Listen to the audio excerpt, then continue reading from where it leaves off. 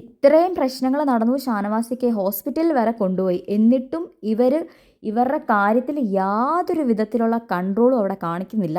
എന്ന് മാത്രമല്ല, പിന്നെയും പൊറോട്ട് നാടകമാണെന്നുള്ള രീതിയിൽ നെവിൻ വരുത്തി തീർക്കാൻ ശ്രമിക്കുകയാണ്.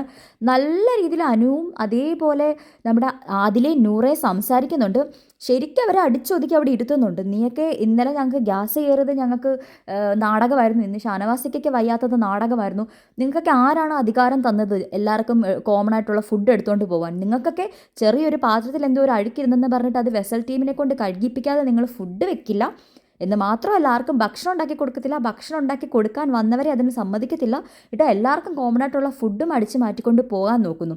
ഇതൊക്കെ എന്താണ്, എന്തിൻ്റെ അടിസ്ഥാനത്തിലാണ് നിങ്ങളിത് ചെയ്യുന്നതെന്നുള്ള രീതിയിൽ ആദില ആയിക്കോട്ടെ, നൂറ ആയിക്കോട്ടെ, അനുമോളായിക്കോട്ടെ, എല്ലാവരും പറയുന്നുണ്ട്. സൗമാനൊന്നും മിണ്ടാതെ അതിൻ്റെ സെൻറ്ററിൽ ഇരിപ്പുണ്ട്.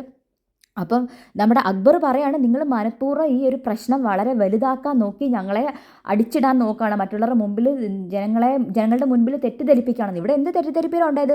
അവിടെ നടന്നത് വളരെ വിസിബിളാണ്. എന്നാൽ അക്ബറിന് പറയാൻ തോന്നിയില്ലല്ലോ നെവിനെ നീ ഓവർ ആവുന്നുണ്ട്. ഇന്നലെ അനിമോളുടെ ബെഡിൽ വെള്ളം ഒഴിച്ചപ്പം അക്ബറിന് പറയാൻ തോന്നിയില്ലല്ലോ നെവിനെ നീ കുറച്ച് ഓവറാണ്, നീ ഇതിങ്ങനെ ചെയ്യാൻ പാടില്ല എന്നുള്ള രീതിയിൽ അക്ബർ ഒരു വാക്ക് പറഞ്ഞു നെവിൻ്റെ അടുത്ത്.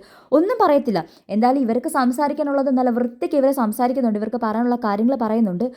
അതിനോടൊപ്പം തന്നെ നമ്മുടെ അനീഷേട്ടൻ ആകെപ്പാടെ കുറച്ച് വിഷമത്തിലാണ്. അനീഷേട്ടൻ അവിടെ ഷാനവാസിക്കയും അതേപോലെ നെവീനും കൂടെ വൃത്തികേടാക്കിയ തൈരും അതെല്ലാം തുടച്ച് കളയുവാണ്.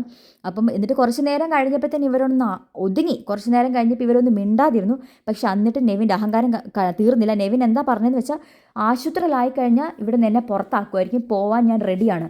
അപ്പോൾ ഇതിനകത്തുനിന്ന് മനസ്സിലാക്കേണ്ടത്, മനഃപൂർവ്വം നെവിൻ എന്തും വന്നോട്ടെ, എനിക്ക് എന്ത് വന്നാലും എനിക്ക് കുഴപ്പമില്ല എന്നുള്ള രീതിയിലാണ് നെവിൻ ചെയ്തുകൊണ്ടിരിക്കുന്നത്. ആ അക്ബറിനെങ്കിലും പറഞ്ഞ് മനസ്സിലാക്കി കൂടെ, എടാ ക്യാപ്റ്റൻസി ഇങ്ങനെയല്ല നമ്മൾ ചെയ്യേണ്ടത്. ആരും ഒരു ക്യാപ്റ്റൻ അല്ലായിരുന്നോ?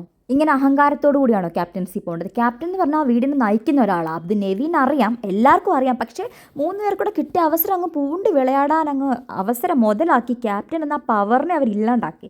അപ്പോൾ അതിനുള്ളത് ഇവർ അനുഭവിക്കണം. അപ്പോൾ ലൈവിൽ നമ്മുടെ നെവിനുള്ള വാണിംഗ് ഔട്ടൊക്കെ ബിഗ് ബോസ് വരുന്നുണ്ട്. പുതിയ അപ്ഡേഷനായിട്ട് ചാനൽ ഒന്ന് സബ്സ്ക്രൈബ് ചെയ്യുക.